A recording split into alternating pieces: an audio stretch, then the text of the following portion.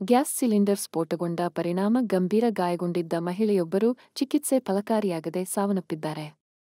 ಮೃತರನ್ನು ಖಂಡಿಕ ನಿವಾಸಿ ಮುತ್ತಲಿಬ್ ಎಂಬವರ ಪತ್ನಿ ಕುಬ್ರಾ ಎಂದು ಗುರುತಿಸಲಾಗಿದೆ. 4 ದಿನಗಳ ಹಿಂದೆ ಮಂಜನಡಿ ಗ್ರಾಮ ವ್ಯಾಪ್ತಿಯ ಕಲ್ಕಟ್ಟ ಖಂಡಿಕ ಎಂಬಲ್ಲಿ ಗ್ಯಾಸ್ ಸ್ಫೋಟಗೊಂಡ ಪರಿಣಾಮ ಮನೆಯಲ್ಲಿ ಮಲಗಿದ್ದ ತಾಯಿ ಮತ್ತು 3 ಮಕ್ಕಳಿಗೆ ಗಂಭೀರ ಗಾಯಗೊಂಡಿದ್ದರು. ಇದರಿಂದ ಮನೆಯೊಡತಿ ಕುಬ್ರಾ ಹಾಗೂ ಅವರ 3 ಮಕ್ಕಳಾದ ಮಹದಿಯಾ, ಮಕಿಯಾ, ಮಾಯಿಕಾ ಗಂಭೀರ ಗಾಯಗೊಂಡಿದ್ದರು. ದೇರಳಕಟ್ಟೆ ಖಾಸಗಿ ಆಸ್ಪತ್ರೆಗೆ ದಾಖಲಿಸಲಾಗಿತ್ತು. ಈ ಪೈಕಿ ಮನೆಯೊಡತಿ ಕುಬ್ರಾ ಚಿಕಿತ್ಸೆ ಫಲಕಾರಿಯಾಗದೆ ಗುರುವಾರ ತಡರಾತ್ರಿ ಮೃತಪಟ್ಟಿದ್ದಾರೆ.